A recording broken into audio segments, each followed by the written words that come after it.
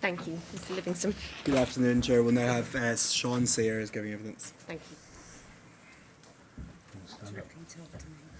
I do solemnly, sincerely and truly I do solemnly, sincerely and truly declare and affirm declare and affirm that the evidence I shall give that the evidence I shall give shall be the truth, should be the truth, the whole truth, the whole truth, and nothing but the truth. and nothing but the truth. Thanks, Mr. Sayers. Can you give us your full name, please? Sean Douglas Sayers. Thank you. And Mr. Sayers, you've given us a witness statement dated the 28th of February. That's our reference BDP 00004. I'm going to ask the Chair for permission to adduce that in full, please. Thank you, yes. And what that means is that that's now part of the evidence of the inquiry, so I don't need to take you through every line. I'll just focus on some issues. So first of all, just to confirm, you were employed at Brook House as a DCO from around September 2016 to November 2017, is that right? Correct. And you say that you applied because you'd always wanted to work in the prison service, but you failed the maths exam for that. Correct. What attracted you to working as a prison officer? It was just a career path, really. I was a door supervisor for a long time, and I was just looking for steps up in the career, really. But yeah, I didn't pass the test for the prison service, so I tried this.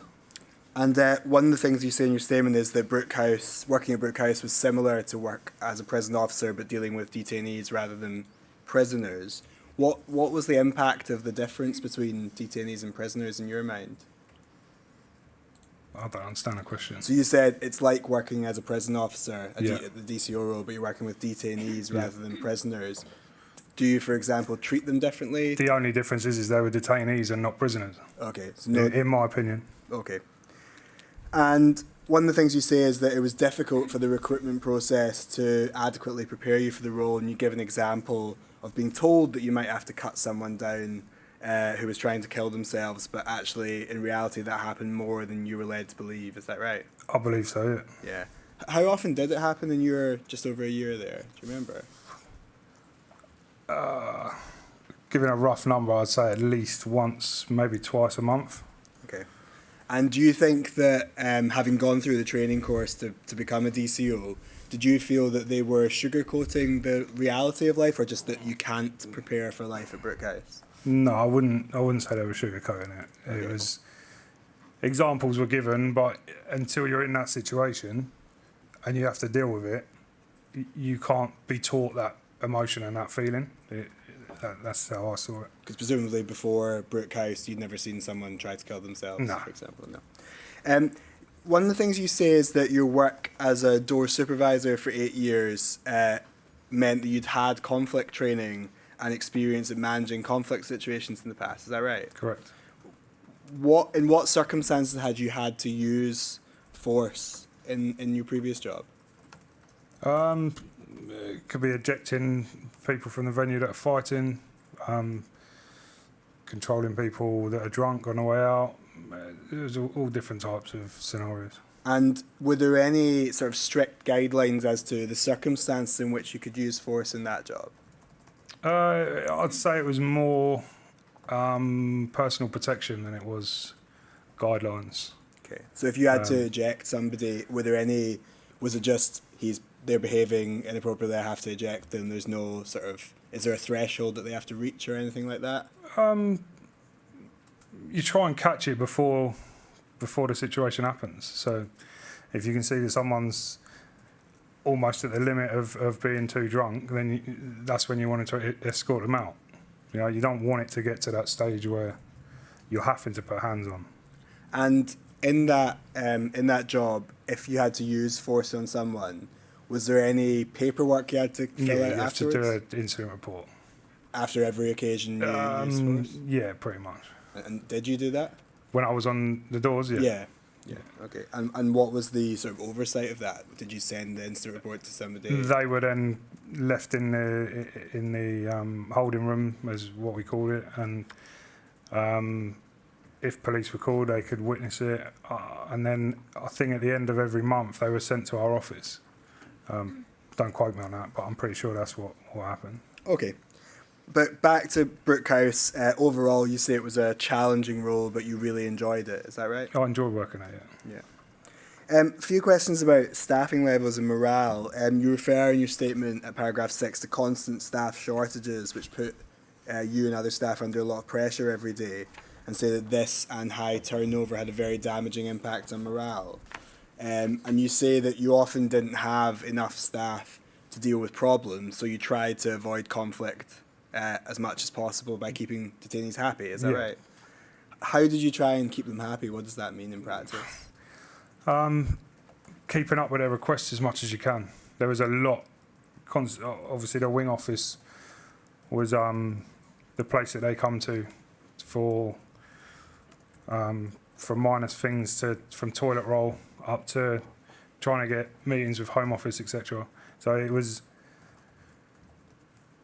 You imagine there's 9 times out of 10 there'll be 2 of you on a wing. You got a door to continuously open and close, leaving one officer to deal with 100 to 120 detainees asking for various different things. So the best you can, you facilitate that. So you try and give it to them so that they then don't kick off. Of course, and it's their right to have those things. But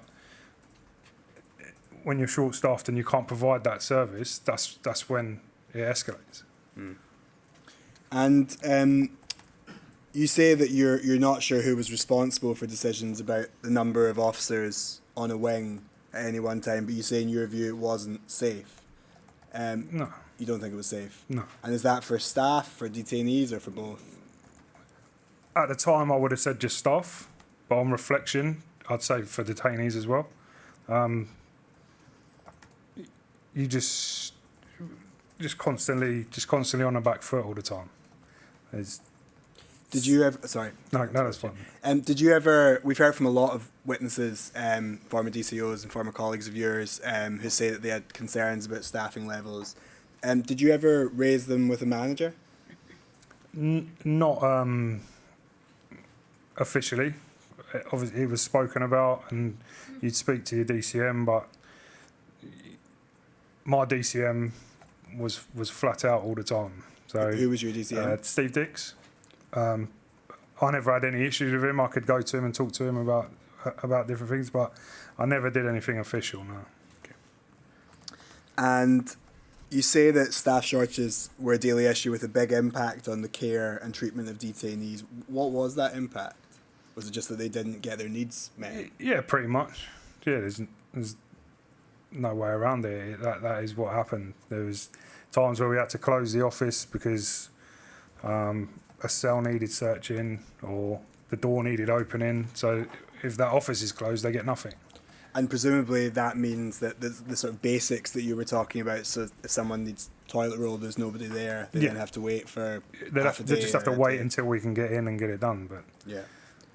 And was that something that at the time detainees sort of complained about, if I can put it that way?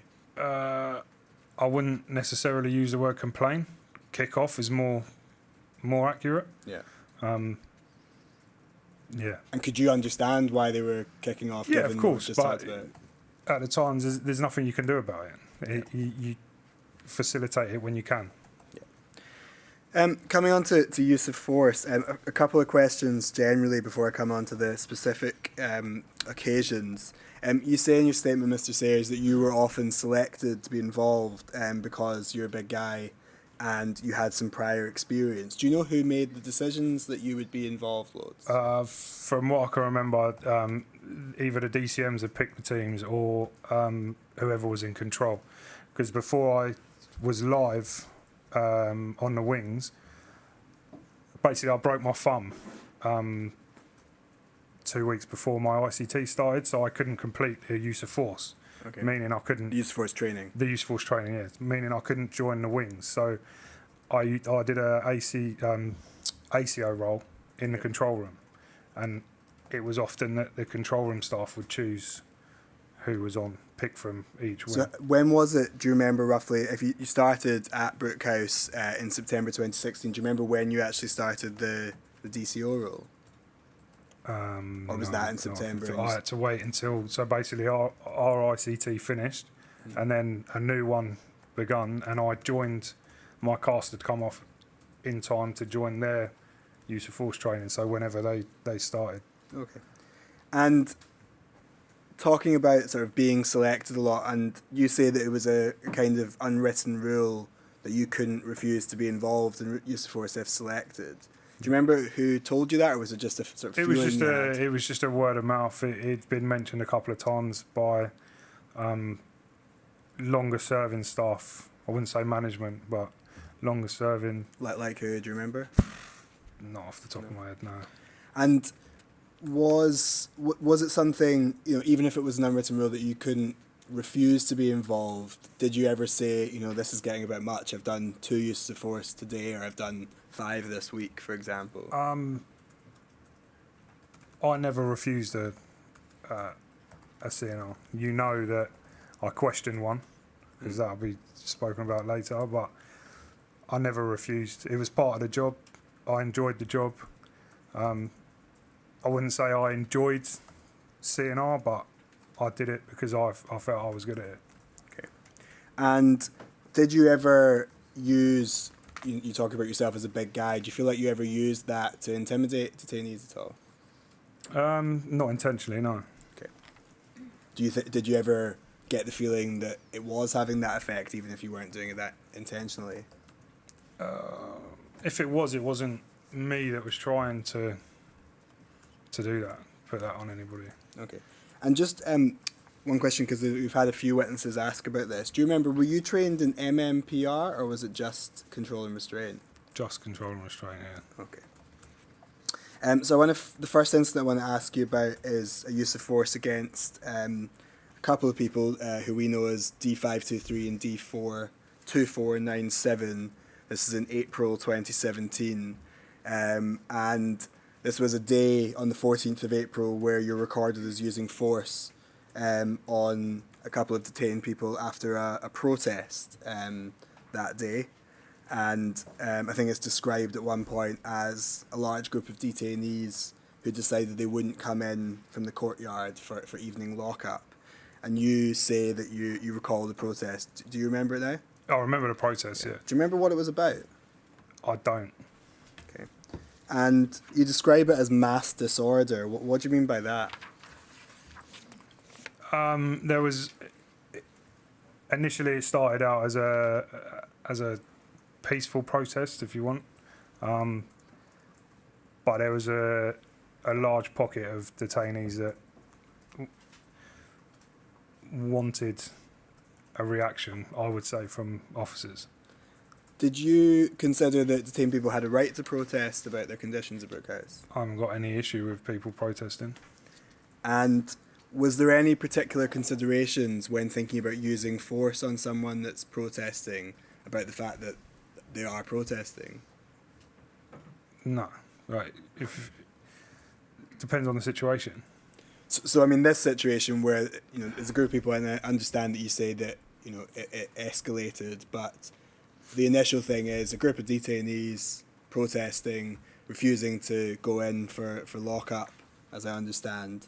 Is there any thought about, well, they're trying to protest, we should be a bit careful about responding to strongly with this? But you wouldn't reply with force unless it was necessary.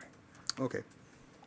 If we can get up on screen, please, CJS 005547, Zainab. Thank you.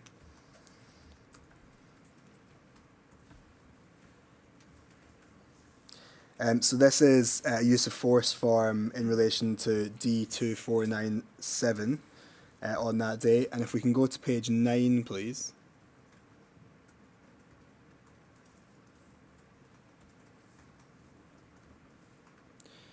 This is your Annex A, your report of your involvement in the incident. And to summarise what you say here, but particularly at the bottom, which is where we really get into the force that was used by yourself on D2497, you say that D2497 tried to push and grab DCO Detella, and you responded by pushing him back after he tried to do that, and then pushing him again after he approached you in an aggressive manner. Is that right? Correct. And if we go to page 3 of this document, please, you'll see there in the middle, Mr. Sayers, that there's a question of verbal reasoning used to de-escalate the situation initially and or during the incident, and it's ticked yes. But then if we go back to page 9, there's no indication that you did use verbal reasoning on this occasion with this detainee, is there? At the time of that happening, probably Yeah. not, no, because it's Yeah. a reaction. And It's a preemptive strike, isn't it? It's not, you don't have time to say to them, just hold on 1 second while I give you a warning. The de-escalation would have started before that, and do you have any idea why that would be ticked on this occasion then? because I would have done it before this situation. But with It- this detainee with D2497? If that's who it was that I pushed, then yeah. Well, I don't recognise the detainee's name. I mean, we've got your report here, and we can see from the beginning of your statement, there's no suggestion anywhere that you spoke to D2497 at all. We were speaking to everybody. There was no. We weren't just standing there silently. We were trying to work out what the issues were. Obviously, previous to this, or around the same time, there was a collapsed detainee as well. So we were dealing with that. We had to speak to people then. So the escalation isn't an initial conversation and then an action. It's a wider range. So I would have been talking to him the whole time. Did you always just tick that you'd done the verbal reasoning? I don't believe so. I believe I did speak to him. That's why it was ticked. But you wouldn't have set that out in your incident report. No, obviously I haven't put it in there, but Do you think it's possible that you ticked it to make it look better for yourself? No. You then used force on this same individual shortly thereafter on the same day. If we can go to CGS 005559, please.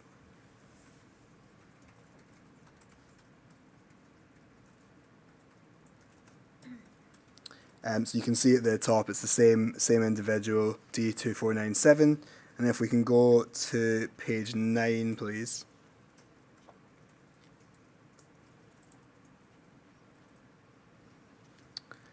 And this is your report again. And again, to summarise what you say on this occasion, it's that essentially you'd been told that he needed to go to CSU after his involvement in the protest.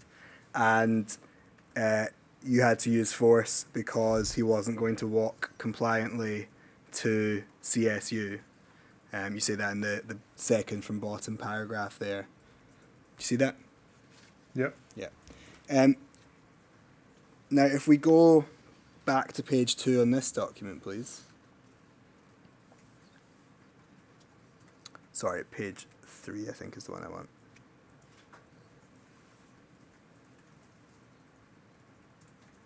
Now, on this occasion, the box isn't ticked for verbal reasoning used.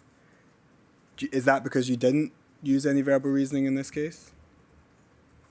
I couldn't give you an answer on that. I don't know why that's not ticked, or Because you're. I'm assuming that as neither are ticked, that it was just a miss. I just didn't do it. Not for any reason. It just wasn't done. I missed it on the paperwork. Okay. There's no reason why I'd tick one on the same day and then not tick another. And presumably you would accept that if you're moving someone to CSU, that's exactly the type of situation where you only have to use force if you've already spoken to them and tried to get them to go. Yeah. And so if verbal reasoning wasn't used, and I appreciate it's not ticked, we don't know what happened, then that wouldn't have been a I necessary would assume it would have been used by whoever the manager was at the time. I didn't see who that was. The supervising officers there as SDEX, but I think the three of you that were involved were you, Derek Murphy and Ben Shadbolt. Yeah.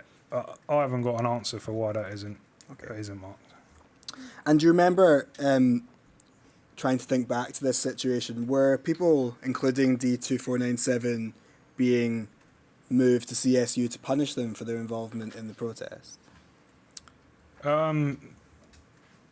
The use of CSU and even E-Wing, it wasn't a decision that we made. We were instructed to take people there. So whoever made that decision, it wasn't me. Would that have been your manager, Steve Dix? Manager, or if there was any SMT on site at the time, then it would have been one of them. But we never made a decision to take somebody to CSU. Okay. On the same day, you were involved in the use of force arising from the same incident against someone we call D523. And your report about this is set out at CGS 005614.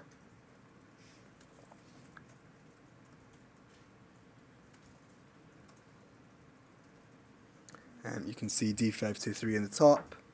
And then if we can go to page 15, where I think your report is, please.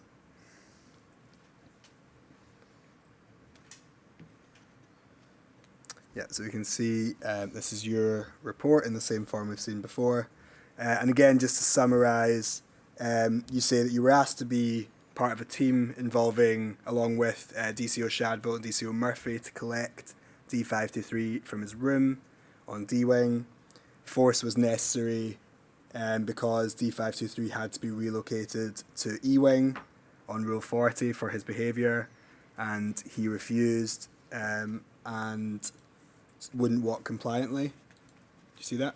Yeah, I can see it, yeah. And it's noted here by you that he was inciting detainees to continue the protest that had been started. That's the final line just in the paragraph that starts on the 14th.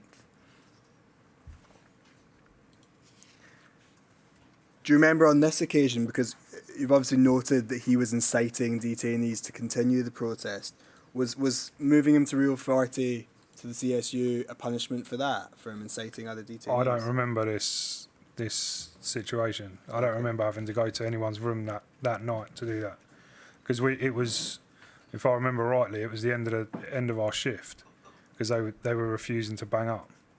But presumably you did, because... Well, obviously I did, you but just don't remember it. But I don't remember the situation. Okay. Do you remember D523? You've got the name there. No. Do you have any recollection of whether you would have been aware of his mental health problems at the time of carrying this out? Like I say, I don't remember who he is. I don't remember the situation. Okay, I'm just going to ask you, I appreciate you don't remember, but I'm going to ask you a couple of questions about it anyway. If we can go to page 1 of this document, you'll note that under the planned and unplanned bit there, Yeah. you see it's circled unplanned. Yeah. And as I read out before, this was a situation where, as you've reported, you had to go to his room to then take him to E-Wing. Would you accept that's not an unplanned use of force if you're part of a team that's going to someone's room? Yeah, if we've been sent there, it's... I think what I can remember is and possibly why there's a mistake there, is normally with a planned intervention or CNR, you'd be full kit, and we, by the looks of it, weren't in full kit because we went straight from the courtyard to his room. So maybe that's where the mistake was. Okay, but you'd accept. But yeah, I'd accept that it's not a planned. It's not an unplanned. Yeah. Sorry, yeah. Sure. And the consequence, the sort of differences between an unplanned and a planned in terms of the sort of safeguards and things like that are, if it's planned, you have full kit, you have a member of healthcare staff present, Correct, and you have your body-worn camera, or someone has a body-worn camera. Normally the managers, yeah. The manager would have a body-worn camera. So presumably, the consequences of this being regarded as unplanned might be there would be no healthcare present. I would have said there wouldn't have been anything. Yeah, and no body-worn camera footage. I can't be 100% because I don't, like I say, I don't remember the situation, but it would probably be that way. Yeah. Sure. You may not be able to remember specifically in relation to this report, because I understand you don't remember this one, but thinking about the day as a whole, do you remember when you would have written your use of force report for this? Because obviously you said this happened at the end of shift.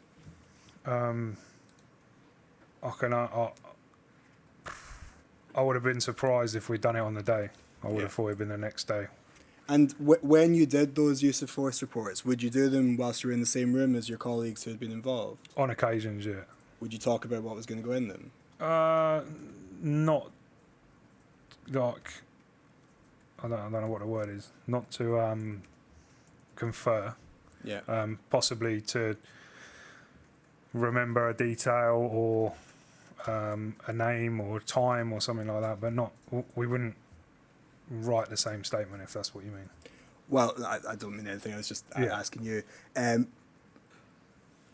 mean, I know this is going to be quite hard to remember back to then, but when you were trained on use of force and about how to, write these reports afterwards and about the importance of these reports, were you given any guidance or rules about how quickly you had to complete a form or how you were meant to do there it? there was a time scale, but I can't remember it off the top of my head. And We were told that we would get time to calm yourself down, relax, and then time to write your report. Well, that never happened. I don't remember the time scale. Okay. There was. I'm 95% sure there was one. I just don't remember it. Okay. And if we can have up on screen, please, DL 0000232, please, at page 14.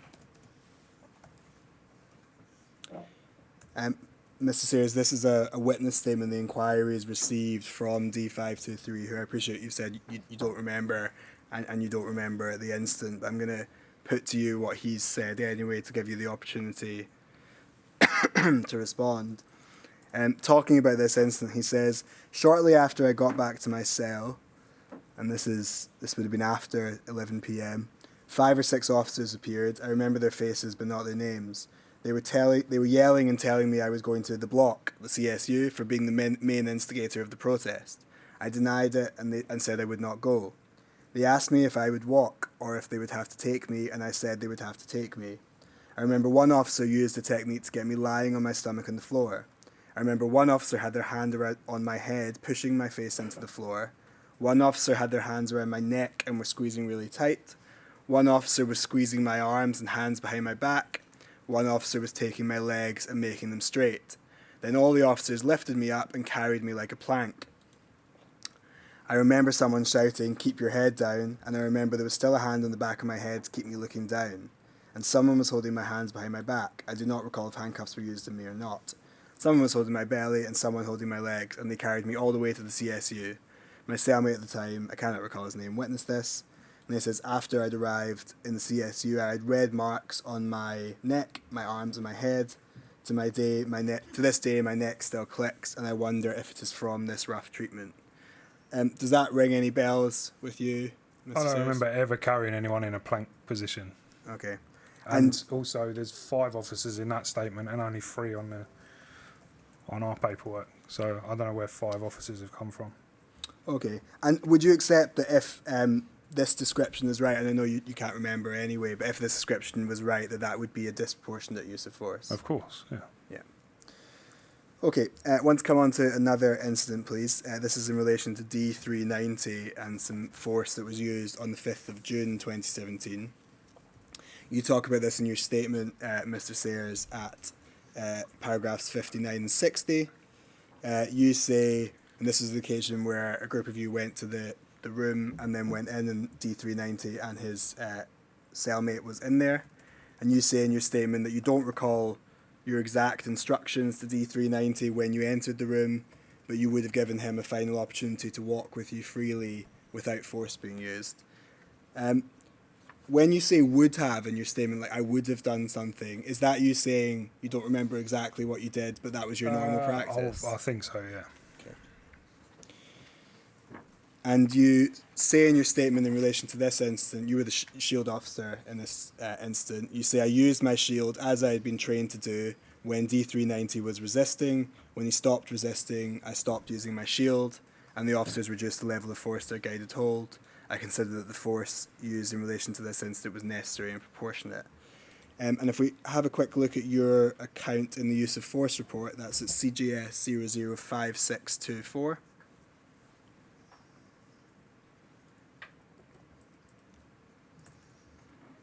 At page 26, please.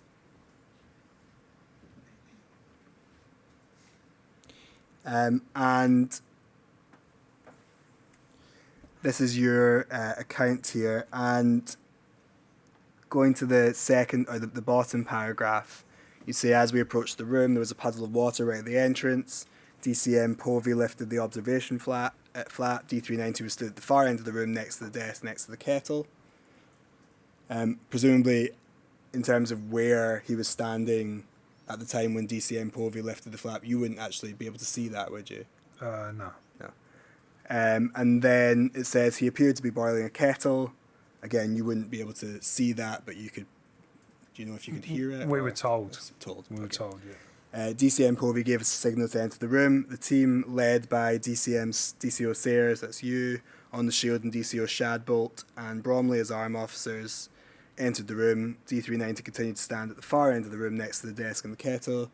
D390 didn't listen to me asking him to sit on the bed as I entered the room. I feared that myself and the team could be covered in boiling water. I advanced with the team and placed the shield onto the chest of... If we can actually go back to page 25, they're misordered. It's the page before that.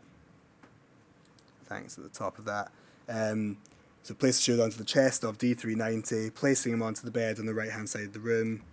DCO Shadbolt and Bromley were then able to take control of D390's arms and place them to the bottom of his back. And then you go on. Now I want to show you the clip in relation to this incident, but the clip hasn't been redacted, so Chair, I'm going to have to ask if we can go into closed session. That means I'll play the clip and then I'll ask you some questions about it afterwards. Thank you, Mr. Livingston. Thank you.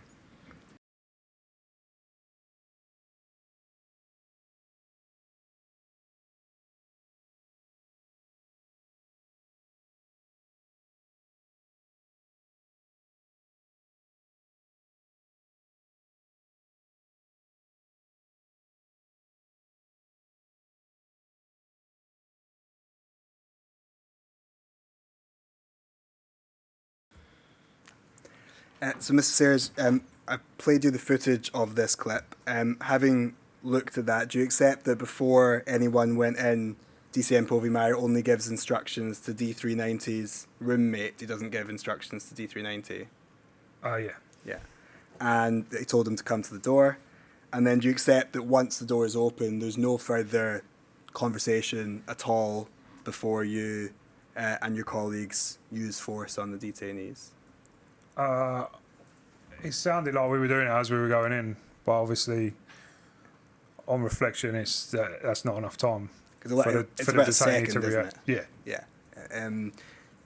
It's a second between the door opening and even if you're talking at the same time. Yeah, so normally in that situation, the door would be open and then there'd be a conversation between whoever, whatever the manager was. There wasn't, obviously, on the footage, and I do believe I gave the instruction, but it's clear there that there wasn't enough time. And there's no, from the footage, there's no evidence of you telling him to sit on the bed, is there, before you use force? I think that's the instruction that I'm using as I'm going in, but like I've just said, that there's not enough time for him to react. Okay. So, when you wrote in your report that D390 didn't listen to me asking him to sit on the bed as I entered the room, do you accept that's not true, is it? Yeah. And were you able to watch Ryan Bromley's evidence a couple of days ago? You may be aware then that he wrote something similar in his use of force report. Did you discuss with him what to put in your reports? Not that I remember. If we can get back up on screen your report, sorry, let me just get the reference for that again. CGS 005624 at page 26. At the bottom paragraph, part of the bit I read out, you say the team led by DCO Sayers on the shield and DCO Shadbolt and Bromley as arm officers. You're talking about yourself in the third person there, Mr. Sayers. Are you sure that someone else didn't write this for you? I'm sure nobody else wrote that for me. Did you copy and paste it from somewhere else? No. Can you explain why you might have talked about yourself in the third person there, saying the team led by DCO Sayers rather than the team led by me? No, I can't. I haven't got an explanation for it. You're sure that It you is. didn't copy it from somebody else? To the best of my knowledge, yeah, that I didn't copy and paste that or take it from somebody else. Okay. Because this is a thing that we've seen from the footage. You both wrote in your report that he didn't listen to you asking him to sit on the bed. We've seen from the footage that's not true. But you're saying that that's just a coincidence that you both wrote the wrong thing in your report? It must be, yeah. Because you're saying that you didn't talk about it and then put it in your reports deliberately. There's a good chance that we spoke about parts of it, timings and positions, etc. But I wouldn't have discussed that part with him. Do you have any recollection as to whether you wrote this in the company of Mr. Bromley? Or Like I said to you earlier, quite possibly, yeah. Okay.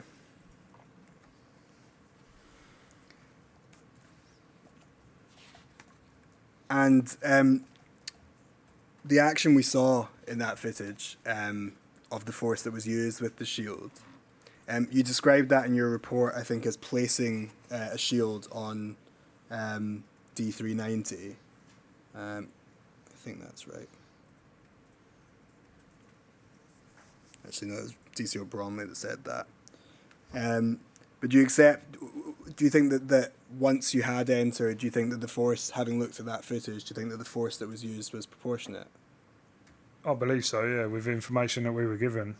Do you think that it was necessary, or do you think it was a bit early to use that sort of force, given that there hadn't been a On reflection request? now, watching it 5 years later, we could have given him more time to react. But when you're there, you've been told that there's a chance that there's going to be boiling water thrown at you.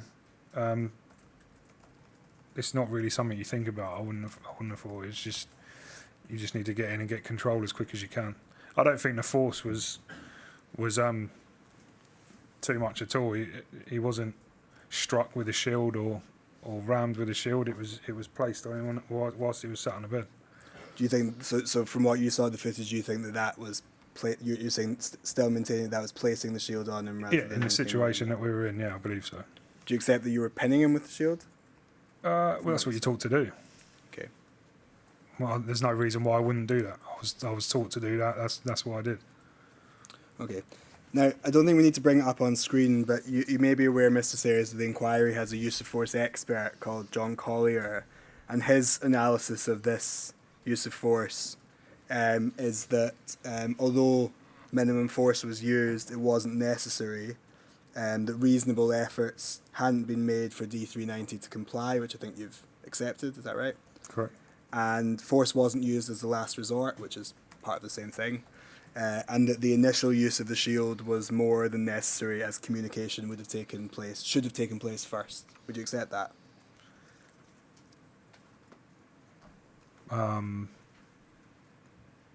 No.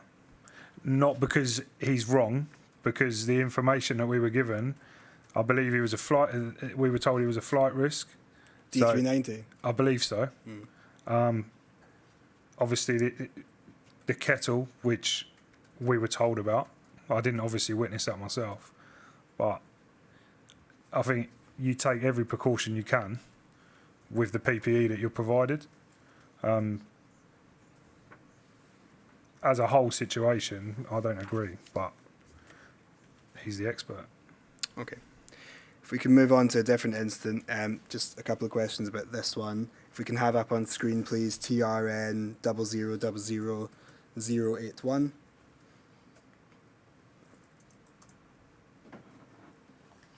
At page 12, please.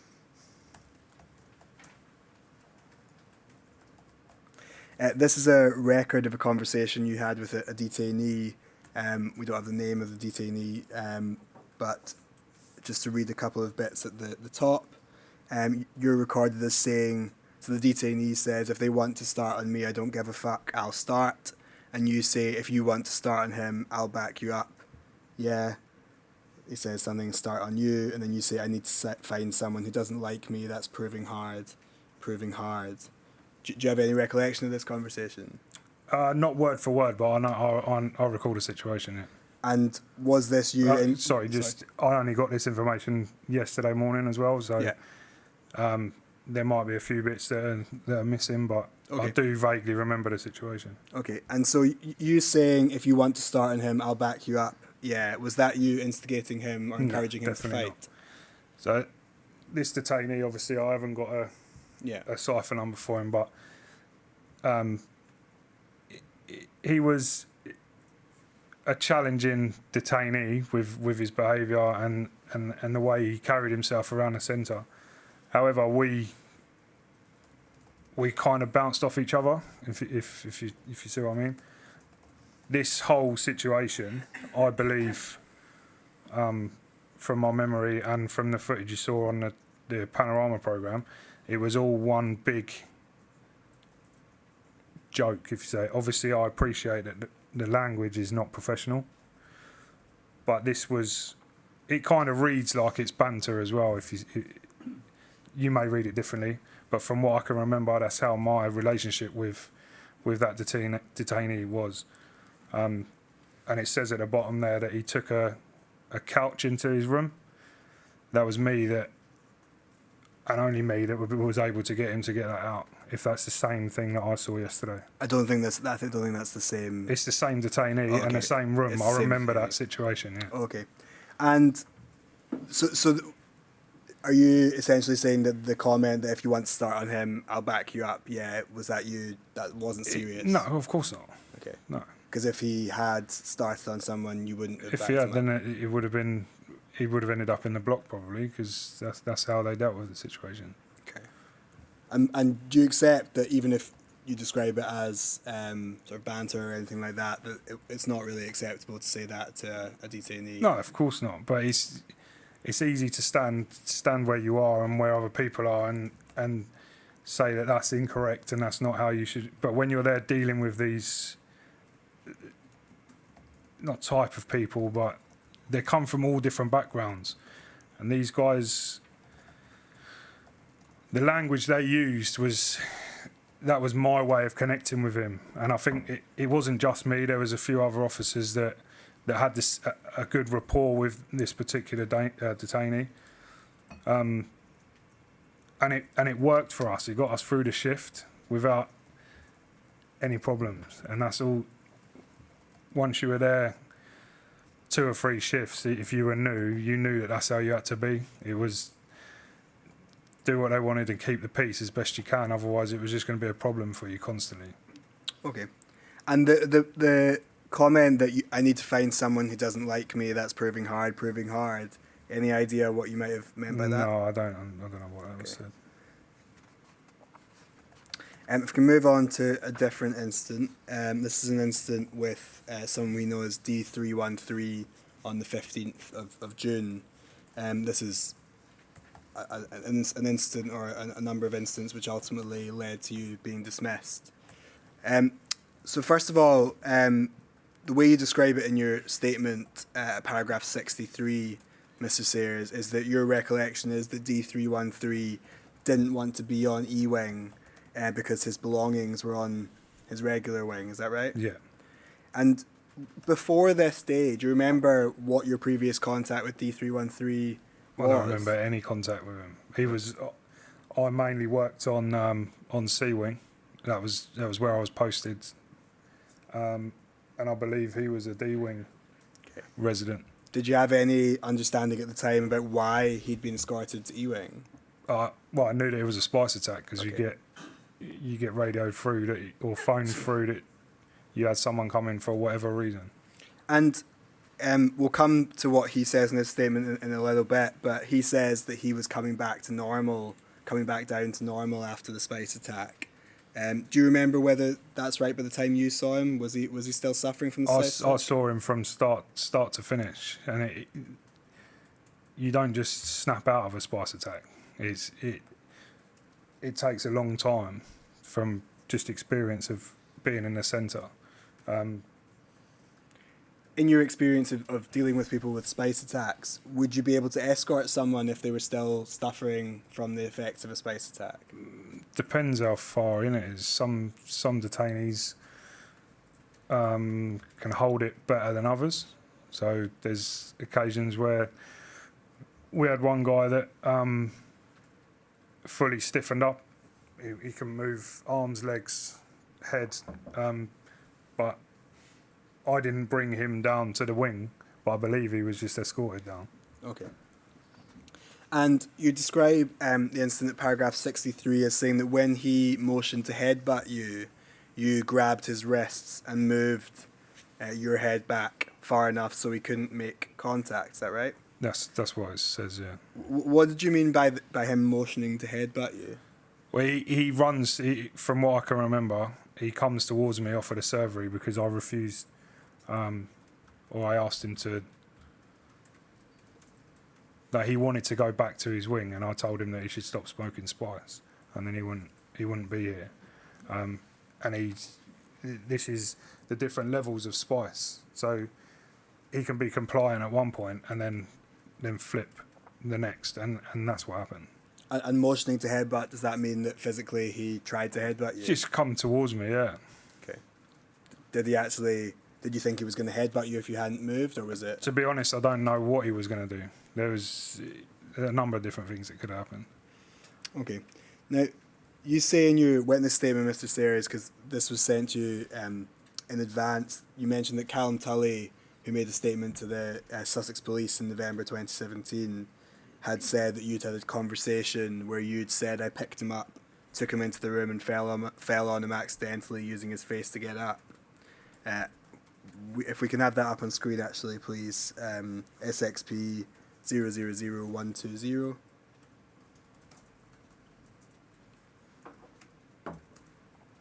At page 8, please.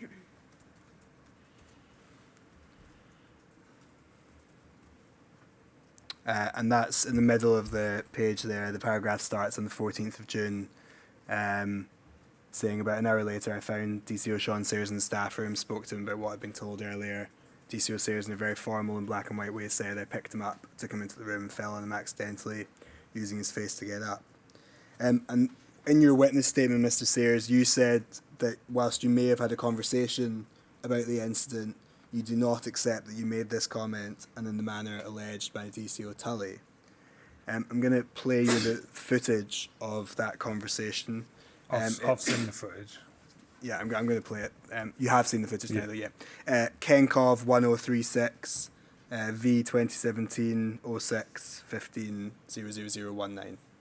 And if we can start from about 3:35, please.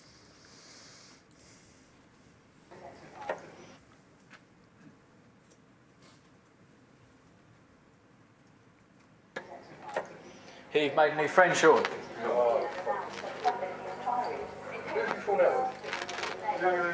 Governor? Yeah. He'd be alright on the boat, No, he's out of his size shit, yeah. I don't like it. Do you, He just went from there. What? Yeah. do you know about the do you know about the threats he's made against you? Threats against him. Because Dan Lake said you already know, so I haven't SR'd anything yet. But I'm in the library next, so I can write an SR. When was he doing it when I was not there? When I went onto the wing, he was basically saying you've made the biggest mistake of your life, and all that stuff. Blah, blah, blah. You don't know who I am. 8 years ago when I got my missus pregnant. Yay!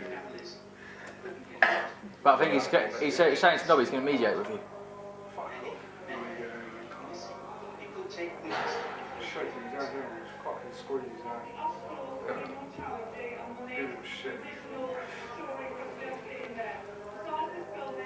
You got a good team down there. Huh? No, that's what I did it on my own. Yeah, you got to do it, yeah, don't. What'd you do? Literally picked him up off his feet, took him into his room, This is the area threw him onto the bed, least affected by slipped, pursuing fire. accidentally landed on him, and then accidentally helped myself up off his face. It Yeah, gets worse as you go up. All that's going to You escape the fire. The first victim officially We can stop the clip there. Mr. Sayers, having seen this clip, presumably you now accept that you did say that. Yeah. Yeah, you said, I literally picked him up off his feet, took him to his room, threw him on the bed. I slipped, accidentally landed on him, then accidentally hit myself up off his face. And when you were saying then that you threw him onto the bed and accidentally landed on him, then accidentally helped yourself up off his face. What did you mean by that? I believe I tripped in the room. Obviously, I had the detainee in front of me. The stuff in the room, I tripped onto the bed. I didn't throw him onto the bed. And obviously when I got up, I've put my hand down to get up off of a kneeling position, and his face was there. So you accidentally landed on him. Yeah, and it accidentally was an accident. I wouldn't. The guy was tiny. There was no reason for me to do anything than I needed to do to protect myself. Now, in the footage, obviously, this is something we can see rather than something you said. When you said, I accidentally landed on him and accidentally helped myself up off his face, did you see that you moved forward with your arm, the back of your arm, and then moved forward with your hand to show that you were getting up? Did you see that? Well, yeah, you extend your arm to get up. Okay. And having seen yourself describing it that way, accidentally landed on him, then accidentally helped myself up off his face and threw him onto the bed, do you think that what you're describing there is an assault? No. Now, Ryan Bromley said in evidence on Tuesday that if he'd been paying attention to what you'd said there, he would have reported you as what you were describing there was an assault. What do you say to that? That's his prerogative. So I You don't can't think choose it is? his words for him. He can say what he likes. Okay, but you don't accept that even on what you've described there, you Yeah. don't think that's an assault? No. Okay. Now, as you'll probably recall, when you were interviewed about this incident, you initially reported that you were alone, and you said it there as well to Callum Tully when he asked you, or someone else actually who asked you whether you had a good team there. We'll come on to that comment, but presumably you accept now, having been through the interviews about the incident, that you weren't actually alone when you were in his room, because Dan Lake and Gary Crouch So were there. there's difference between being alone and dealing with a situation alone. So you're taught to preempt a situation. So if there's loud voices or threats being made, that should prick a officer's ears up and get you moving to the situation. Now, they didn't move to the situation. I appreciate they were there, but they weren't there to help me. I was left to deal with. If that was me, I would have been moving towards that situation as soon as I heard the raised voices, especially around dinner time or lunchtime, whatever time it was. So I accept that I wasn't alone, but I don't accept that it's in the right context.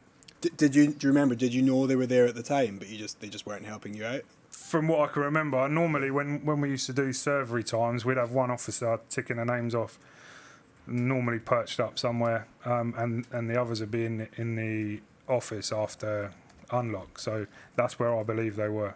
But we know from the interviews that we had of you that you've described yourself picking him up, carrying him into the room, and we know that then DCO Lake and DCM Croucher were in the room with you for about 13 seconds, I think the record is. So did you know that they'd come into the room with you?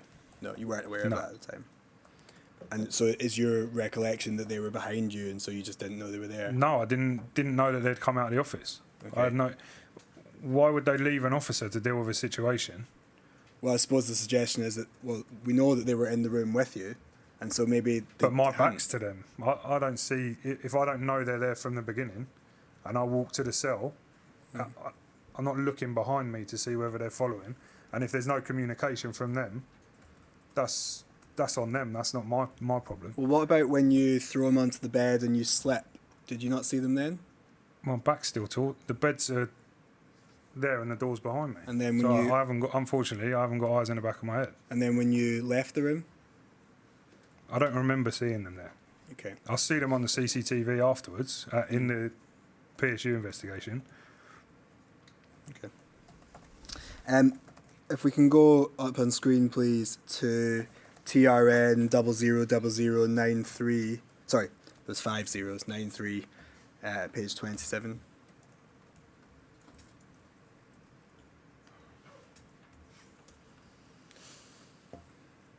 Thank you. Mr. Sayers, this is a conversation between Dan Lake and Callum Tully. You weren't part of the conversation, but Dan Lake is describing the incident we're talking about. And just to read out some of the lines to you, Dan Lake says he called Sean a fat cunt, and Sean went do something about it then, and he come over like he was going to hit Sean. Sean grabbed him and threw him in his room, went into his room and went bang at it. Before we move on, Mr. Sayers, do you remember, did he call you a fat cunt? I don't remember. Okay. Did you say do something about it then? I don't remember that. Okay. And then, and you would accept you grabbed him and threw him in his room, I grabbed him. I didn't throw him in his room. even though you used the word threw him onto the bed earlier. It's a term. It's not. You It's throw your a term. pair of shoes in the cupboard, but you place them there. It's not. It's not. That isn't what happened. Okay. Dan Lake then goes on to say at line 983, Sean picked him out. I was standing next to Sean, and Sean had him picked up like this in a bear hug. And he imitates wrapping his arms around the back of someone, threw him in his room. Was Dan Lake standing next to you at this point, do you remember? No, you can see that on the CCTV. Okay. Then he says at line 987, backhanded him and locked him in. Then Callum Tully asks, did he give him a proper smack? And Lake replies, yeah, backhander right on his face. Callum Tully asks why you did it, and Dan Lake says angry, called him a fat cunt. And then at the bottom there's a discussion about whether this took place on camera. Dan Lake says no, picked him up on camera, carrying him in his room. And then on the next page, please, Dan Lake says threw him in his room, backhanded him in his room, but it did look like, to be fair on Sean, it looked like he was going to hit Sean, like the way he approached Sean with his hands back on his face. Did you, Mr. Sayers, did you backhand D313 in his face? Dan Lake's describing on the same day that it happened as being a backhander right on the face. With all due respect, Dan Lake didn't even know whether he was there to start with. Okay. And then his comments changed all the way through that. But this is instantly afterwards, so how are you going to forget that? So do you say that he's entirely making this up during this conversation? If that happened, one, why didn't he remember being in the situation? And two, why didn't he report it? Well, I mean, in terms of reporting and remembering in the situation, that comes later because That never happened. That's my answer. That never happened. Okay. And so what you've described to us, and as you gestured in when you were describing the incident of accidentally slipping, accidentally falling on him, accidentally using his face to get up, that's not you describing backhanding him, is No. it? No.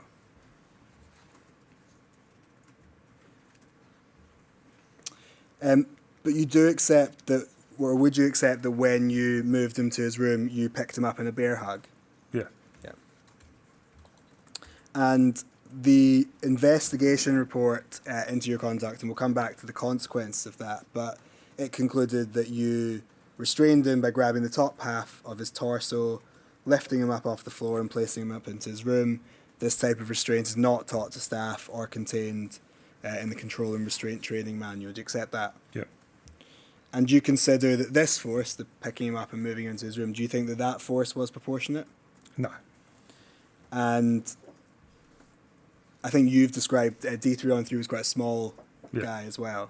And you said that a couple of times because you've said that you wouldn't need to use more force than necessary. What should you have done in that situation rather than picking him up and lifting him up with the top half of his body? Is there a guided hold you could have done, for example, if you needed to? Not alone. Okay. You guide one arm, there's still one arm free. So, as much as I'm at fault for doing what I did, I don't believe the whole blame lies on me, if I'm honest with you. Okay. And when you're describing this, Mr. Sayers, you accept that you use inappropriate use of force techniques, and you say that this was using personal protection. And is that, without getting into the technical terms, is that the situation that instead of using something in the manual about controlling or restraining someone, you've used a technique that's only meant to be used to protect yourself? I wouldn't say that it was probably a personal protection thing that was taught to you, but I'd do anything to protect myself. So if that means that I had to wrap him up like that, that's what I did. But what did you have to protect yourself from? He was being aggressive and motioning, even though, well, actually, I'm not even going to refer to what Dan Lake said, but he was aggressive. So if somebody comes towards you being aggressive, you protect yourself. It's a preemptive strike, and that's what I did. Because you've said in your statement that you grabbed his wrist and moved your head back. Could you not have just... So what did you have to protect yourself from when you grabbed his wrists? Well, I'd controlled it then, hadn't I? So I just moved him around, took him back to his cell. Would you accept that if Dan Lake's account on the same day is accurate, that would be an assault? If I struck him, Yeah. yes. And do you remember, were you angry at D313 on this occasion? Not particularly. Now, in the investigation interview in September 2017, so before any of these transcripts were out, but you were being investigated for what had been shown on Panorama, both Dan Lake and Gary Croucher said they couldn't recall the incident, and none of you completed a use of force report or incident report. Had you told Dan Lake or Gary Croucher not to say what they'd seen? No. They're grown men, they can make their own decisions. Did you try and influence them to say anything? Okay. If we can have up on screen DL000233, please, at page 14. This is a witness statement of D313, who was the detained person involved in the incident. I'm just going to read out parts of it to you, Mr. Sayers. Starting at paragraph 63, I'm very slight and found Officer Sayers extremely intimidating. Then he notes that he appeared to be under the influence of spice. He'd had a spice attack. And he says at paragraph 65 that he remembered he'd recovered from the immediate effects and he was coming back down to normal.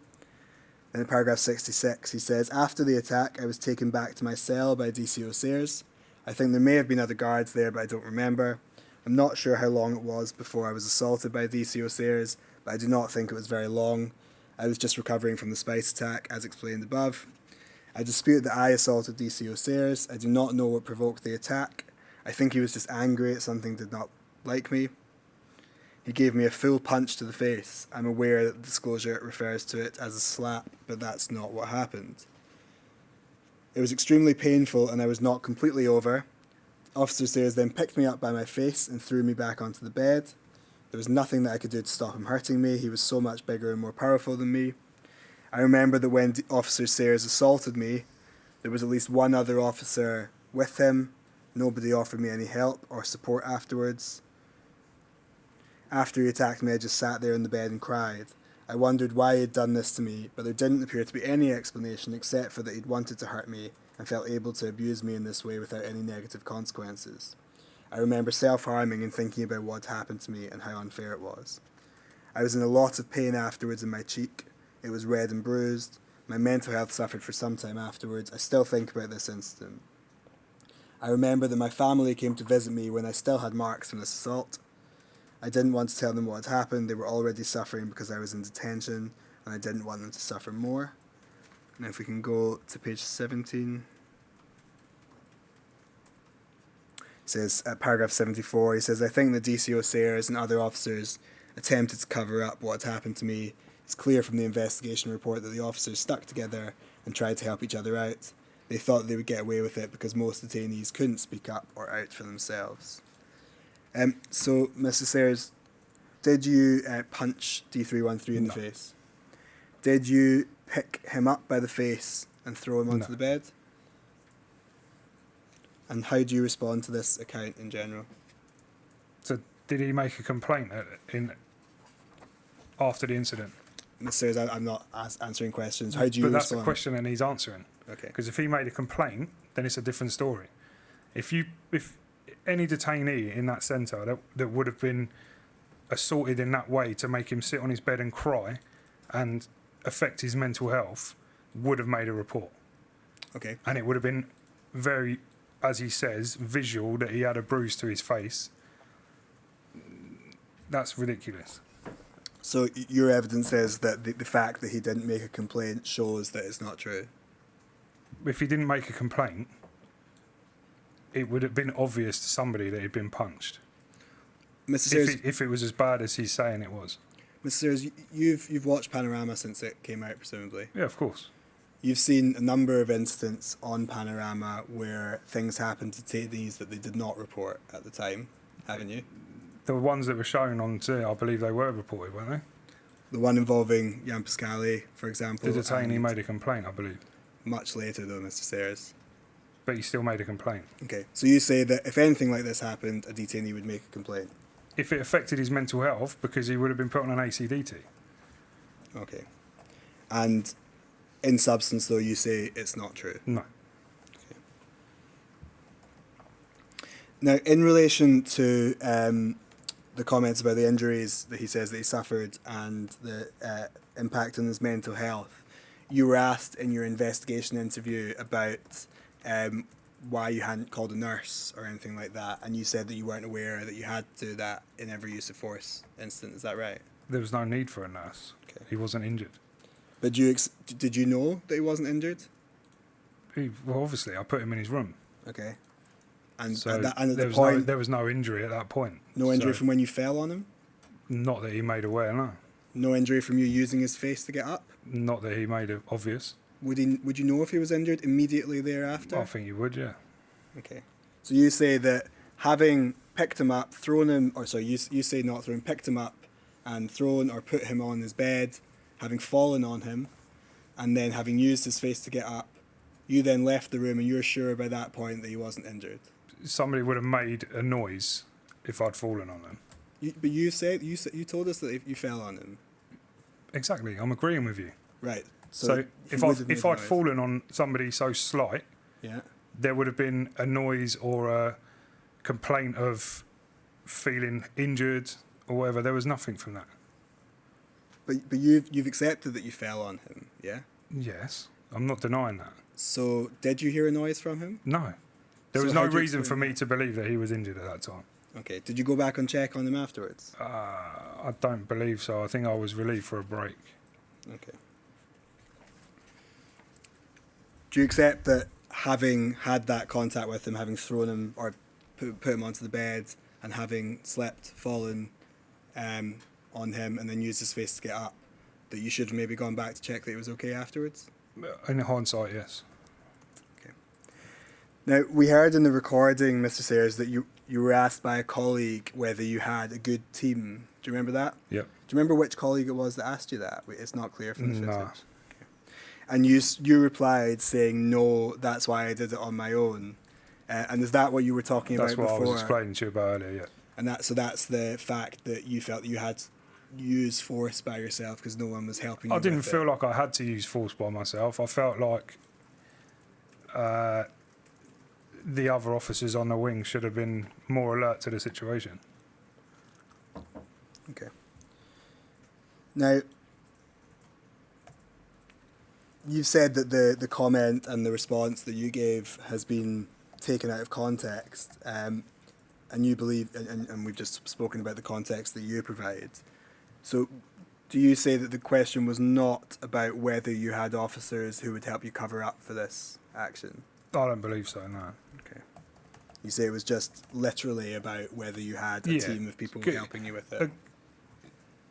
I think I did explain in my statement early on, when you rocked up in the morning and you saw a rota, you knew what your day was going to be like, because there was some officers that weren't as strong as others, not in physical strength but confidence. That's what I believe that conversation was about. Okay. Now, in relation to the lack of use of force report, you said when you were interviewed by G4S about this that the reason, or you say in your statement, sorry, the reason you didn't provide a use of force report was because you were generally so understaffed that it wouldn't have been possible to do it at the time, Yeah. and then by the end of the shift you'd forgotten to do it. Yeah. How often do you reckon it happened that you used force and didn't report it? I don't recall any other situation. I remember not filling out a form for that one, and purely because we had, at the time, obviously from the CCTV, there was 3 of us, but that was only activities cover for the lunchtime unlock or dinner time. I can't remember which one it was. But then that officer had his own job to do in the afternoons. There's left with 2 of us on the wing. So it's hard to get time. You didn't get that time, the 45 minutes or an hour to calm down and reflect and then write a report. You didn't get that. Do you accept that it would be quite a coincidence for the one time that you didn't fill out a use of force report to be recorded by Callum Tully? No, You don't think because that's it says in his transcript he came looking for me. If it was a general conversation, then what you're saying could be right. But he's come looking for me. He says that himself. Okay. And in terms of, you said you didn't have the time to complete a report. How long would it take you to complete a use of force report? Do you remember? Depends on the severity of it. Can take anywhere between 45 minutes to an hour and a half. Okay. And so when we, for example, see you sitting on the couch talking about it, could you have been doing the on my report at that break? point? You're on your break. Yeah. Is that when you would usually do the reports, or would you do them No, on you shift? take your break because you need your break. You're doing 13 and a half hour day. You need your time to settle down for a little while. Okay. And is it possible that the reason you didn't complete a use of force report is because you'd assaulted the detainee and you wanted No. to cover it up? There isn't any covering it up. It was on CCTV. Well, It was- what it was- your contact with him in the room wasn't on CCTV, was it? No, but the initial incident was, so they would have followed if the control had seen it or whatever. It was there regardless. The situation from start to me leaving the room. And in terms of you, you say you'd forgotten about it by the end of the shift. Is that because that type of interaction? Not forgotten about the situation. Right. Forgotten to fill the form out before I left. Okay, That's what that means. so it's just a mistake. Yeah. Okay, before we move on, one other allegation that D313 makes against you, if we can have up on screen, please, DL0000233 at page 14.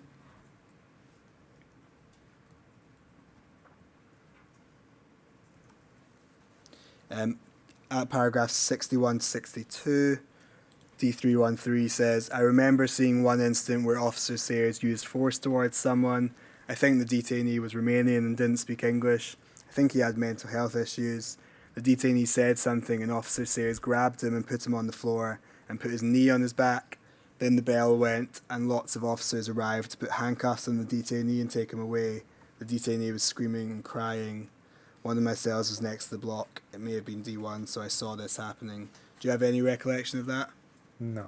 Would that be a regulation use of force, putting him on the floor and putting your knee on his back? If it happened, no. Okay.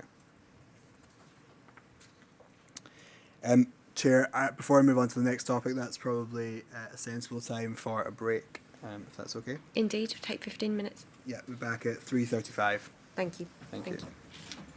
All right, please.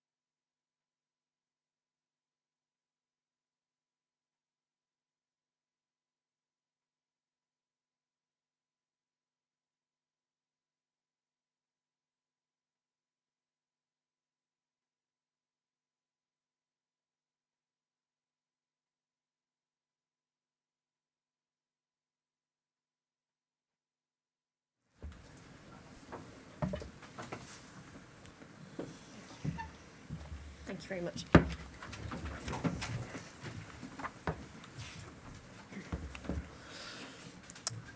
Good afternoon again, Mr. Sayers. I'm now going to ask you some questions about some comments you made to a detained person on the 19th of June 2017.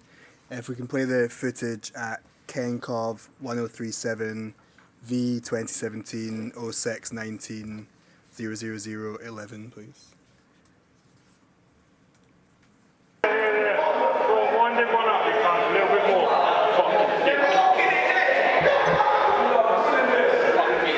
Push them in the fucking... Because they told us that if we shut the roof, the aircon will start working. Opening that roof is not going to make any difference to those rooms. What's it? No banner. Is yours working? No banner. Do what you want, man. I'm going home. That's going to get going. You can. I'm not fucking helping you with anything else, bro. You're walking around inciting all fucking bullshit. Come down. Yeah. You're getting fucking more than bullshit. I'm gonna move to you any minute now. Do it. I'm gonna move to you. No, look, see, he's trying to get me in this second. I'm scared. You stole fucking, you know? He's gay. You don't have him again. It's fine.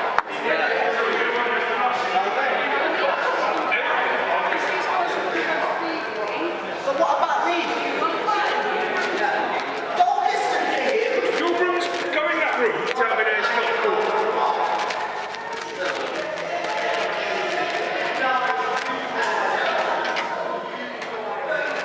It's right. Hey? I'm tempted. Your room's fine. Where you from? Where you from? Where you from? Are you from East? Where about East? You must know. How many buzzers ago already? You're glad I'm not working nights, I can tell you that.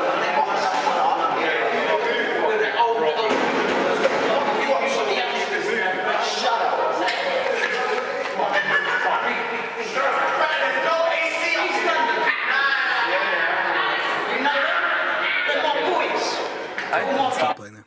Thank you. Mr. Sayers, having had a chance to look at that, do you accept that the comments that you made to D720 were aggressive? No. You recorded saying you cunt and fucking dick. Yep. Do you not accept that those are aggressive? They are aggressive words, but it's not an aggressive. That's the same detainee that I was telling you about. And the whole time he was laughing. It's inappropriate using those words. I appreciate that. But that isn't an aggressive situation. Where you say to him, I'm going to skull fuck you like the little bitch you are. Yep. Do you accept that sounds pretty aggressive? It's an aggressive use of language, but it's not in an aggressive situation. Sounds like a threat, Mr. Sayers, doesn't it? It sounds like a threat, but it's not a threat.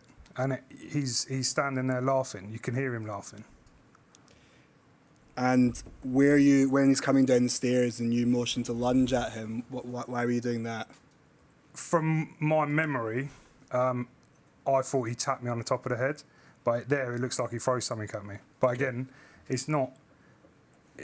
It's in jest. It's not an aggressive. He wasn't doing it aggressively, and I wasn't being aggressive back to him.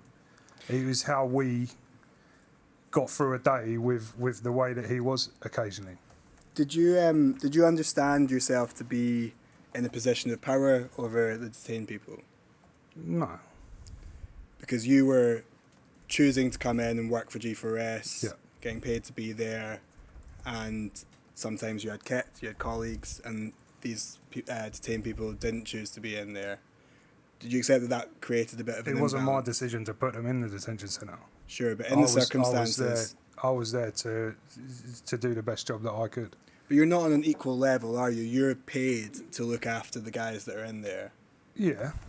Well, I don't want to be here now, but you're being paid to be there. Okay. So it's the same situation. But Mr. Sayers, the language you use to him is, I'm going to skull fuck you like the little bitch you are. And I agree that isn't an appropriate use of language, but in the situation that was in, it wasn't an aggressive situation. Okay. And looking back on it now, do you regret having made those comments, or do you think that they were what you needed to do to get through the day? On a professional level, yeah, I regret saying what I said, but I don't believe that was taken as a threat by him, and that's how we were. And we've asked a few of your former colleagues about the language that was used to detain people. And so this is just one incident. You've talked about your relationship with this gentleman. Was use of words like cunt, fucking dick, and even skullfuck, was that quite common in your experience? Bad language was used in the centre, yes. But to detainees is the question. I would say so, yeah. And it wasn't, just to go on that, it's not all one way. So, and I understand that obviously we're the professionals and we shouldn't be using that language. I appreciate that. But it was how the centre ran. Okay. And obviously there were other people present at the time and no one reported this comment. Would you have been surprised if someone had reported you for making those comments? I think I would have, yeah. But just purely because of the rapport that I had with that detainee.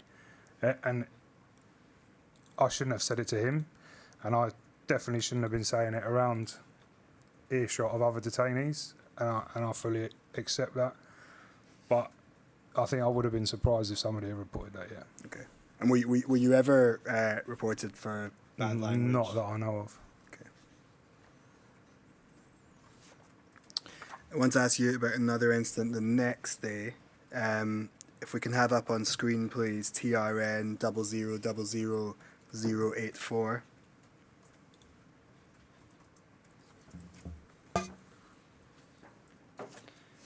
At page 10, please. Mr. Sears, this is a conversation, mostly it's between Derek Murphy and Nathan Harris, but you're obviously present. I'm just going to read out part of it. Nathan, do you remember Nathan Harris? I don't actually, no. Okay. Do you remember this conversation before I get on to reading it out? No, I don't remember Okay. the conversation. So Nathan Harris says, I reckon they should do what they do on Con Air, masking tape, bag 'em, job done. You say, oh, that's such a sick film. Nathan Harris says, just tape over the mouth, bag over the head. Then it records you saying, build a plane like that just for. Callum Tully's asking, what film's that? You say Con Air. And you and Nathan Harris express surprise about him not having seen it. And then at line 253, Nathan Harris says, I was just saying to these guys, do what they do in Con Air. Just fucking tape him and bag him. Derek Murphy, in America. Callum Tully, yeah, I'll watch it. Derek Murphy, in America, put them in the chair facing the wall. They can't fucking move. Nathan Harris, they've got cuffs on the arms and that, haven't they? Derek Murphy, when it comes to taking them out, can't even walk and they're crying. Put them in a chair. Derek Murphy, Andrew, Andy, Jesus, Andy, that's vile. Nathan Harris, we should just go back to putting them to sleep, mate, really. Put them all to sleep, mimicking injecting himself. Then discussion, that's all they do. Nathan Harris then says, get the gas, chuck it in there, they're all knocked out, needle in, he wakes up and fucking wherever, ain't it? Having had the chance to read that, does it ring any bells with you, that conversation at all? I don't remember the situation, no. Okay. Having had the chance to read it now, do you think that was an acceptable way for people to talk about detained people? No. And do you accept that? I'm not talking about detained people. No, there. you're part of the conversation. No, I'm not saying that you've said. I'm not saying that you've said the comments, but you are there. And reading it now, obviously some of the language I think you would accept is quite violent. Gas them, get the gas, chuck it in there. Yeah. Talking about injecting them, bag over the head, tape over the mouth. Was that sort of conversation common? Not that I recall. Is it the sort of thing that, looking back on now, I mean, first of all, presumably you didn't report it at the time, because otherwise there would be a record of that. Sorry, Sorry, I presumably- was reading that. Sorry. No worries. Presumably you wouldn't have reported this conversation at the time. If there's no thing of it, then no, I didn't. No. And looking back on it now, do you think it's the sort of thing that you should have reported? Yeah. Because it's unacceptable Yeah. language. Okay. And now I want to ask you, Mr. Sayers, about an incident. Actually, before we do, sorry, just on that point, you say that in hindsight you think you should have reported it. Who would you have reported something like that to?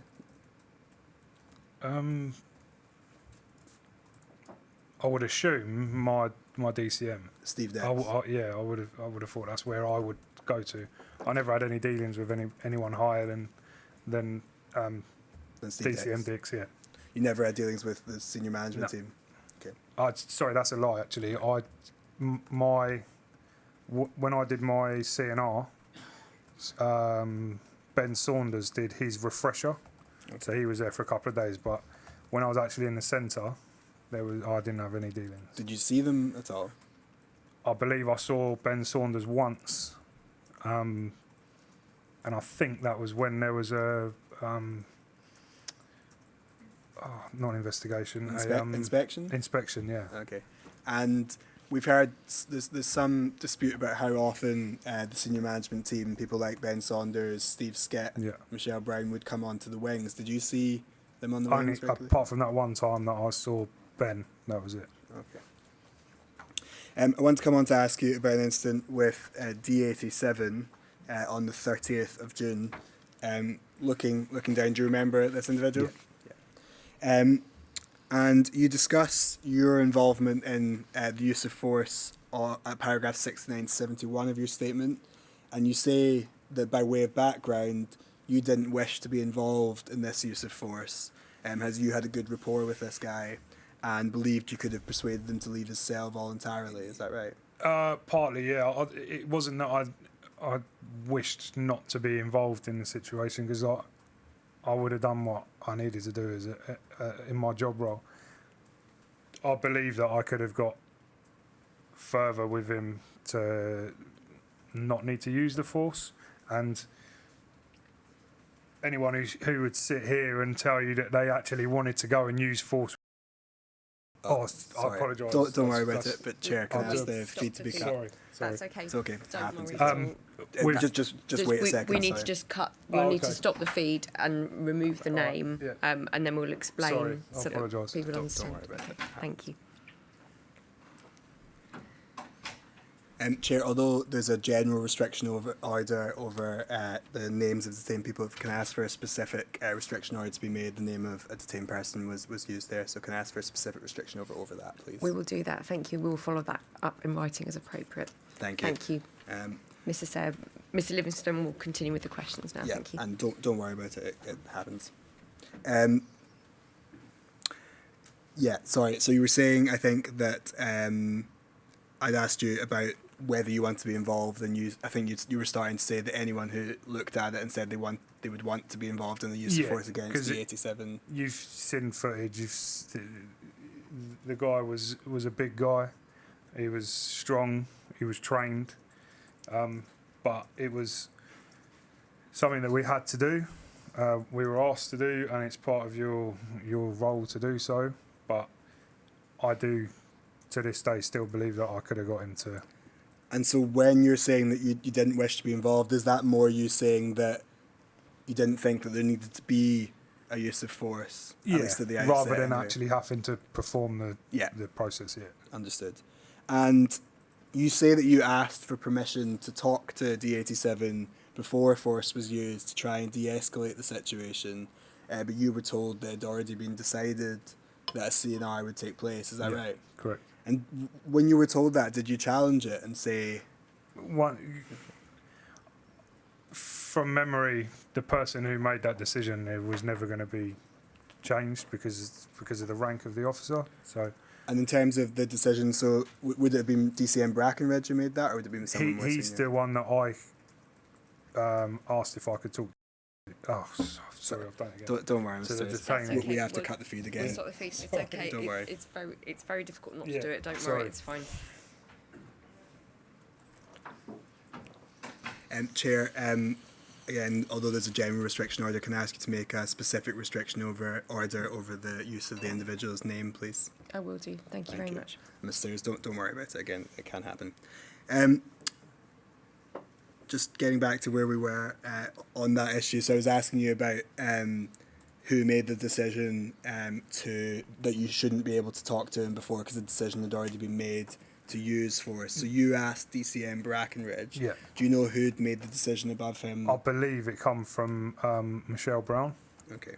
to move the detainee from E-Wing to CSU. And did DCM Brackenridge tell you that, or was that just your understanding? There was mentions of it. I couldn't tell you who said it, but I can't make that name up. I knew that's where the final decision had been. Obviously, she was way above me.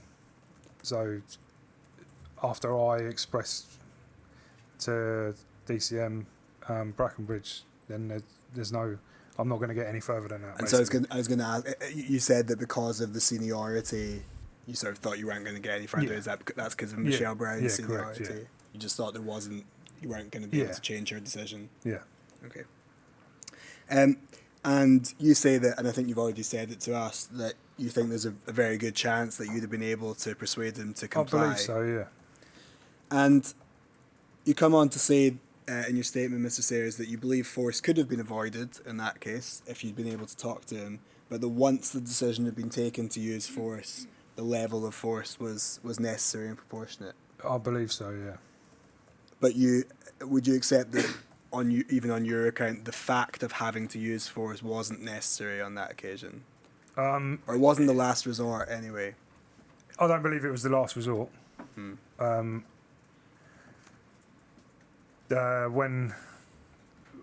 When the door was opened, I remember the detainee saying, "Come and fight me then." So obviously his aggression levels have been brought up by a decision that was not mine or any of the other team involved. But then in that situation, force was needed. Okay. So once he said that, force was needed, yeah, but because he was never going to leave on his own accord then, because he'd been wound up too much. Okay. And you say in your statement, Mr. Sayers, that you did subsequently go and apologise to D87 for the control and restraint and tell him that I was threatened with disciplinary action if I refused to be involved, which was true. Who was it that threatened you with disciplinary action? It wasn't a direct threat. It was that was the process basically. If you refuse to do CNR as it was part of your job role, then that was the next step. So it wasn't that, or was it on this occasion that you'd said to anyone, I don't want to be involved or anything like that, and they'd said, not that I remember on this occasion, no. So it's more a sort of theoretical thing that you're telling him, which is that if I refuse, it was known through the centre that was the case. However, it didn't stop a number of staff being able to not do CNR. Did you have experience of staff refusing to use CNR? Not face to face, but there was a reason they weren't being selected, if that makes sense. Okay. And as you'll probably recall, D87 made a complaint afterwards, and you were asked some questions and provided answers in response to the PSU, the Professional Standards Unit from the Home Office. Okay. If we can have up on screen, please, CJS 001588.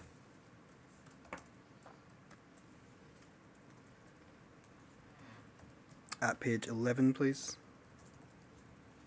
These are your answers to some of the questions that were put to you, Mr. Sayers. And under question 1, you say, Mr. D87 and I did have a very good rapport. I would listen to him when he was angry with the Home Office or other staff members, and he was very respectful to me whilst on my wing, Clyde wing.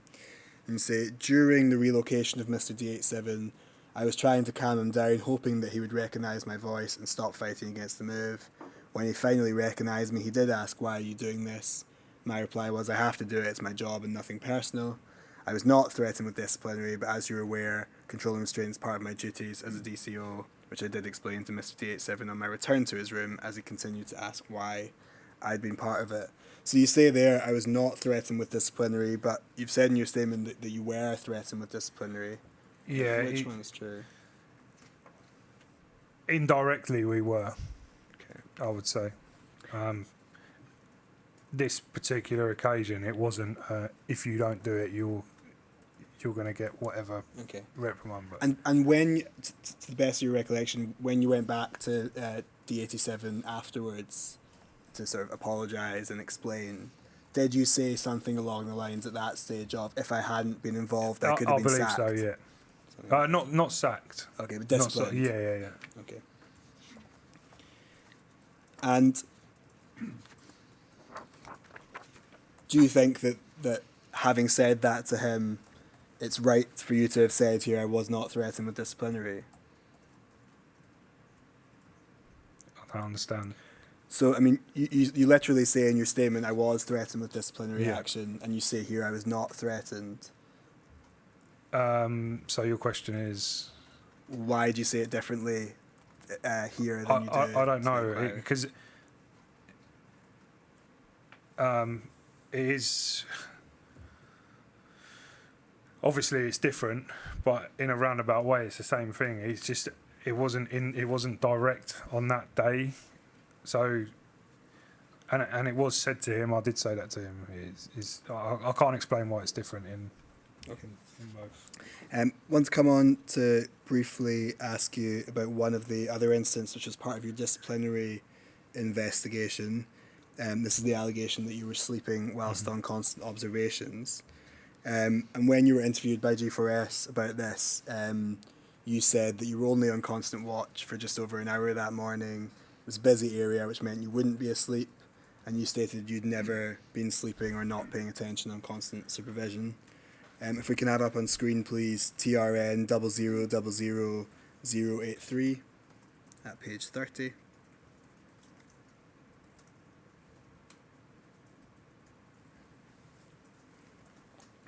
And this is a conversation between you and Callum Tully on the 19th of June. Callum Tully says, clocked you snoozing on the old constant last week, mate. Can't get that down C-Wing. You say, when was that? Callum Tully says, it was when we were playing pool, me and then you say, oh yeah, mate, I was off. I fucking hate constant. I can't do it. Doesn't matter what time of day it is, mate. It fucking makes me go to sleep. Callum Tully says, yeah, it's difficult keeping concentration because you've been there for a while. And you say, I'd been on there for about 2 hours when you saw me that day. So do you accept that on the occasion you're talking about, you did fall asleep whilst on constant? I don't recall ever being asleep or being seen to be asleep. Lapses in concentration, possibly, but I don't accept that I was asleep. So what do you think you meant when you said, mate, I was off and it fucking makes me go to sleep? Just like I said, just lack of concentration. It's no excuse, but it's hard to sit in one place for a long period of time watching somebody sleep. That time there, 2 hours isn't a long stretch, but it's long enough when the person you're watching isn't doing anything. Yeah, and just sorry to interrupt you, but if you can just, because I should have asked just before, if you can just describe, constant means what in your recollection? Just constant observation, so it's continuously watching. And physically, that means you're sitting outside the room. Yeah, so you just have I believe it was a high stool with no back that you sat on and watched the detainee do whatever they were doing inside the room. But this time, I believe he was still sleeping. So it's no excuse for lacking concentration, but I believe that's what it was. And did you understand although it might be hours watching someone sleeping, did you understand the importance of constant observations? Yeah, of course, yeah. Which was presumably that this was someone that was particularly vulnerable, and so you needed to watch for things like self-harm or things like that. Okay. Do you think it's possible that you fell asleep, and that's why you said this? I don't think it is possible. It's like I say, you're on a high stool with no back to it. If you fall asleep, you're falling over. In my opinion, there is, like I said, there is a good chance that it was lack of concentration. Closed your eyes for a few minutes, maybe. To blink, maybe, not to be asleep. Okay. So coming on finally to the Panorama broadcast and then your investigation in the aftermath. So we don't need to go to all the documents on this, but to summarise briefly, and you can tell me if I've got this wrong, you were suspended shortly after Panorama was broadcast. Then there was a disciplinary investigation in relation to your actions towards D313 that we've already talked about on the 15th of June, and the allegation that you've fallen asleep on duty. Ultimately, from the G4S investigation, you were given a final written warning. Initially, by Sarah Newland. She concluded that you'd carried out an unapproved use of force, but it wasn't your intention to cover it up, and that you were open and honest at the disciplinary hearing. Just for the record, that's at CGS 00-73341. But then afterwards, the Home Office decided to revoke your certification. If we can have up on screen, please, HOM 005831.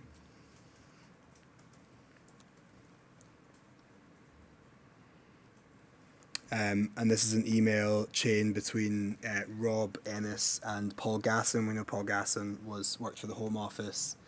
He was immigration manager and contract monitor, and he gave a recommendation about certification. And we can see in relation to yours there, it says revoke based on the substantiated allegation of unapproved force used in the detainee, failure to follow reporting guidelines, and the statement from the G4S disciplinary report that the account given by the officer during the hearing is inconsistent, unreliable, and that he has lied. What do you say in relation to that, Mr. Sayers? I don't know what they think I lied about, but that's their opinion. Okay. Your position is that you didn't lie. I didn't lie about anything that they asked me, just like I'm not to you, but obviously I didn't fill out the correct paperwork, so that could be, if that's what they mean, it could be seen as lying. And you'd initially said that you were the only person in the room, but later it was shown that there were other people in the room, but you're saying you just didn't know that at the time? Yeah. And you'd said that, or you'd said that you'd picked them up and lifted them into the room, and you hadn't slapped them in the face or anything like that, but you maintain that that's true, right? Yeah. Okay. And you then received a letter shortly after this confirming that your certification had been revoked by the Home Office, and then you were dismissed by G4S on the basis that your certification had been revoked. Is that right? Yeah. It's your recollection. And did you consider appealing against that? I was going to, and then with everything that had happened and the way the centre was, I didn't. I went back to doing what I did before. And when Panorama first came out in September, or you were notified about it in August, but then it was first broadcast in September. What was your reaction upon looking at it or viewing it? To be honest, I didn't really have a reaction. It was obviously a weird thing to be said, to be watching your place of work being broadcast on TV. But I didn't have any worries that I was going to be on there. I didn't think that I thought that I was a good officer, and I did. Obviously, I've made mistakes. But yeah, I wasn't worried that I was going to be on there and to be made out. And when you saw Panorama and you saw some of the other incidents involving your colleagues, were you surprised by them? Yeah, I was surprised that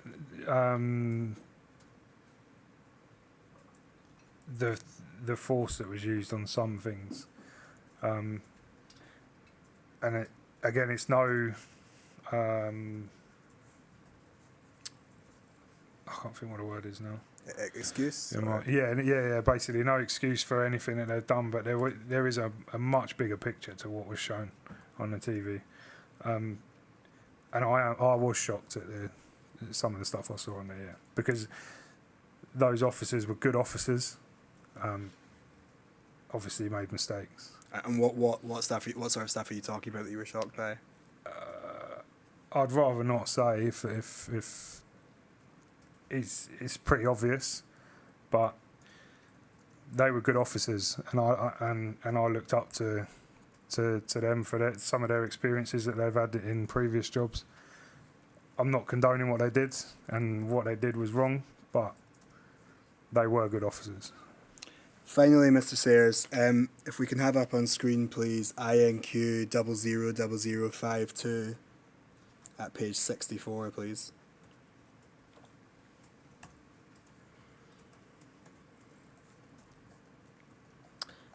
This is part of a statement from Callum Tully to this inquiry, Mr. Sayers, and he says at paragraph II there, in the early hours of the morning on 22nd December 2017, I was chased in Brighton city centre by former DCO Sean Sayers, who had spotted me in the street after I'd been out with friends. This incident was reported to the police, and then when he was asked about that last year, he said that you chased him down the road and he jumped in the cab and went home. Do you remember that incident? I remember seeing him. I didn't chase him down the road. I was working. So he walked down the road past me. I didn't chase him. You shout at him? I would have spoken to him if he'd given me the chance, but he saw me and he went. He was gone. So you're saying that he ran away, but you didn't chase him? Yeah, I was working. I'm not going to chase him down the road. So is this made up then?